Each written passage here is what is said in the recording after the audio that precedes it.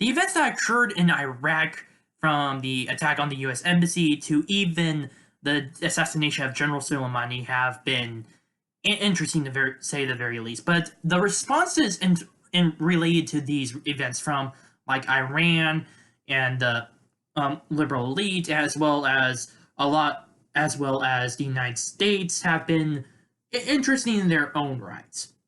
But before I get into those, we need to have a quick recap. First, the U.S. Embassy attack. The United States Embassy in Baghdad was attacked by Shia militia forces, which were supported by the Islamic Republic of Iran. Many of these groups happen to be part of the Popular Mobilization Force, which is similar to the National Guard, but for Iraq. Of course, these groups are mainly their own separate factions and are just under this umbrella of a unified command. Of course, there's more to it than that, but I'm not going to get into that sort of situation. Anyways, this attack, which nearly led to a breach of the U.S. Embassy, and it led to major amounts of damage to the embassy itself, was started due to the United States airstrikes on many of these Shia militias that were conducting attacks on the United States. In fact, there was this one of these militias launched 30 rockets at Kirkuk Air Base, which not only killed several Iraqis as a result, but also killed one American contractor. Several of these groups were targeted. One of them being Kataib Hezbollah. I'm not sure if I'm saying that correctly, but I will try. Kataib Hezbollah was one of these groups that was attacked on December 9th, which over 27 of their militiamen were killed as a result. Due to this, they decided to lead a response against the United States by trying to attack the embassy itself. Fortunately, there has been no deaths, but this attack forced Donald Trump to redeploy troops, at least 4,000 of them, at least 3,000 Marines to Kuwait, and about a few hundred more to reinforce the embassy itself. The Marines in Kuwait would be in Kuwait to assist the U.S. Embassy if such a situation occurred again, or there was any further issues. He wasn't going to have another Benghazi on his hands. Now, of course, this was definitely a direct lead up to the assassination of General Soleimani. Now, if you don't know who he is, I don't blame you. He is, in fact, I had trouble with understanding who he is until I did some of my research before I made this video. General Qasem Soleimani was a war hero for Iran. He served during the Iraq-Iran War, which was a very, very brutal conflict. A conflict which, by the way, Iraq started and supposedly Iran won. Although I would argue that is not the case, considering both damage to each other's countries as a result. But I'm digressing. Soleimani was a war hero at this point. And thanks to his recognition of being a war hero, the Ayatollah made him a commander of the Quds Force, the Special Forces of the Islamic Republic. This made him basically the number 2 guy behind the Ayatollah himself. It was a major position. During his tenure as part of the Quds Force, he orchestrated operations and other military activities across the Middle East. Even before Syria and Yemen and those kinds of conflicts, he was also orchestrating operations within Iraq itself, especially with how he's been supplying Shia militias, many of them which killed hundreds of American soldiers during the Iraq War. He's been continuing these kinds of operations even after we have left Iraq. And he of course, has continued to support the Shia militias even when ISIS came in.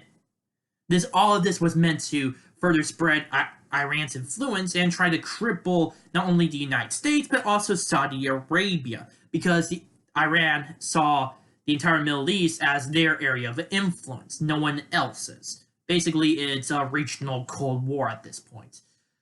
Um, so considering that, he's been a thorn in the side of the United States, especially since, like I said before, many of the Shia militias that he's been supporting have actively attacked the U.S. military of, well, the entire U.S. military personnel. During his during the final moments of his life, especially in October, he specifically said that he was planning on meeting with a bunch of Shia militias to discuss further plans to attack U.S. bases, attack U.S. personnel, and so on and so forth. This obviously became a major issue for the United States, which began this plan of eventually assassinating him. So I already got into that. Now with the attack on the embassy itself, it eventually wanting to show himself as very strong and wanting to call Iran's bluff, thinking that he cannot do anything as a result, he decided to launch this drone strike against Soleimani's convoy, which killed him and 10 other Iran officials. Military officials, by the way. Now, this has obviously caused major amounts of tension, especially with Iran. After Soleimani's death was announced, they have begun a 3-day mourning period and have called on revenge against the United States as a result of this. But I'm not sure how they plan on committing such revenge as a result.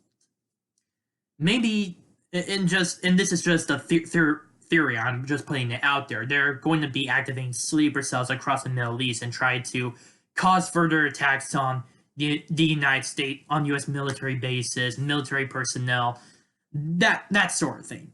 I don't think that Iran is going to be using its own military to attack the U.S., because if that were the case, that would mean that Iran would be starting a war against a superpower. And I know that a lot of people are not looking forward to a war with Iran, especially with the conflicts in Iraq and Afghanistan, Syria, and so on and so forth. But nonetheless, if Iran attacks the United States, I argue that maybe, just maybe, there would be a rise in support for retaliation against Iran. And I would say that definitely Iran would lose. But that's just one of many responses.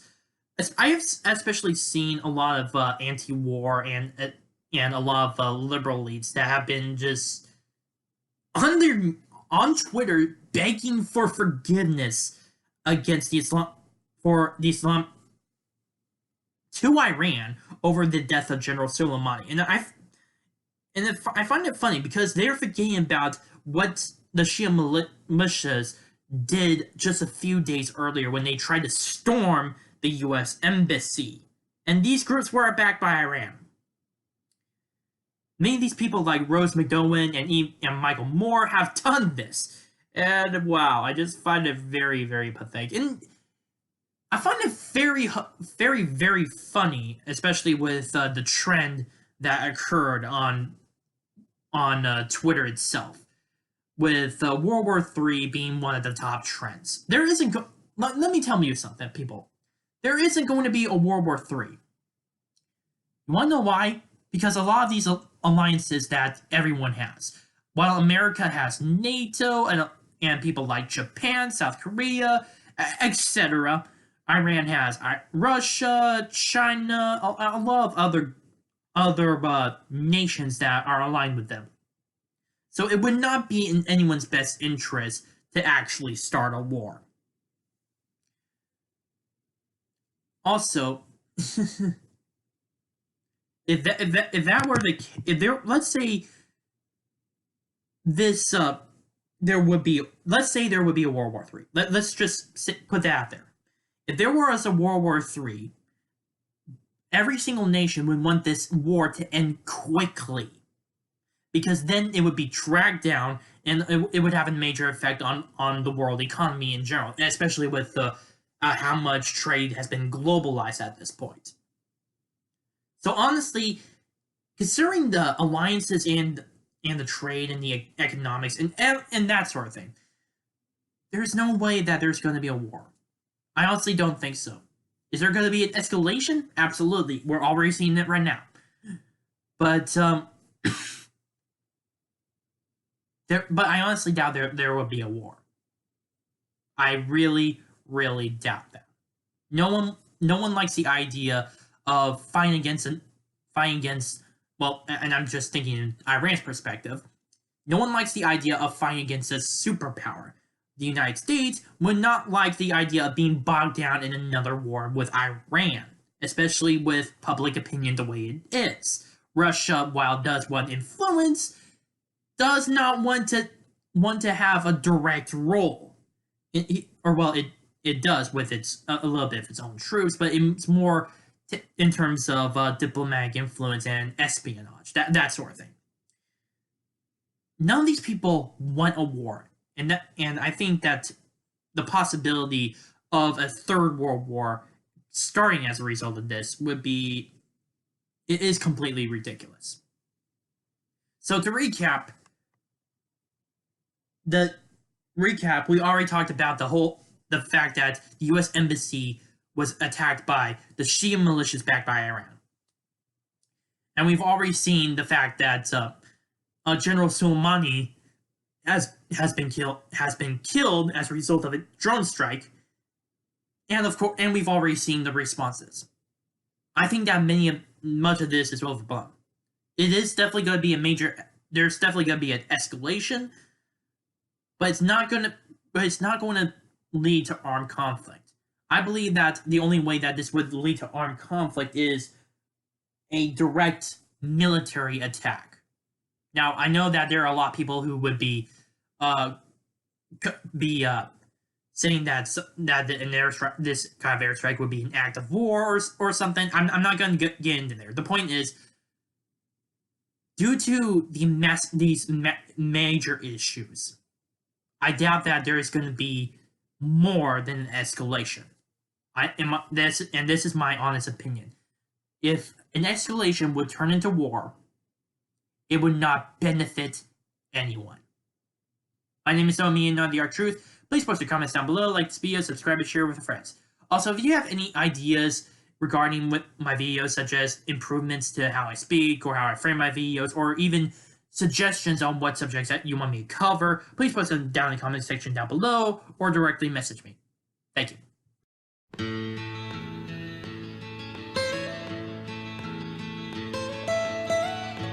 Almost heaven, West Virginia, Blue Ridge Mountain.